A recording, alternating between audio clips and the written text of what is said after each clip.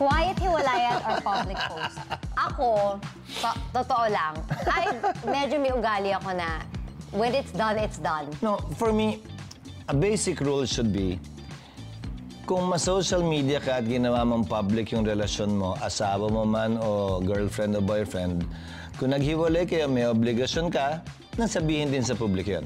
At some point. Pero kung pribado yung buhay mo, hindi mo sinocial media, isinantabi mo yun sa politikang buhay mo, sa showbiz na buhay mo, edi pwede mo ring panatilihing pribado yun. But I have a question. Ako kasi, pinoblik kita eh.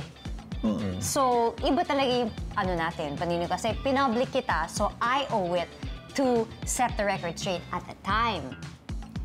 Kaya, kumuha pa ako ng lawyer. I gave you a choice. I said, you go, I won't. Right? Yeah. So, ganun. So there are a lot of things that are coming out, like screen capping conversation, blackmailing people with screen caps.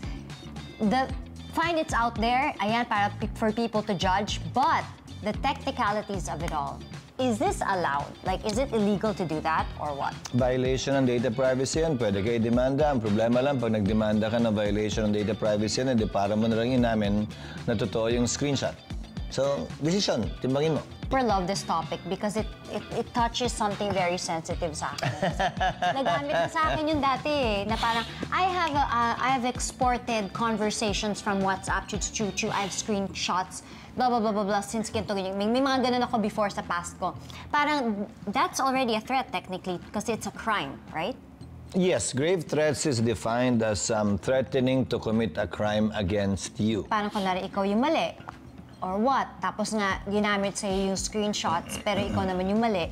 And then parang, yung perception taas, bakit ka magdidemanda ng iba kung ikaw naman yung mali? Walang kinalaman kung mali o tama ang ginawa mo, kung mali o tama yung nakalagay sa screenshot. Ang pinaparusahan doon yung paglabag nga ng privacy mo. May isang Supreme Court decision na nagsabi, yung screenshots pwedeng gamitin sa isang criminal case bilang patunay o bilang ebidensya laban o pabor sa isang akusado.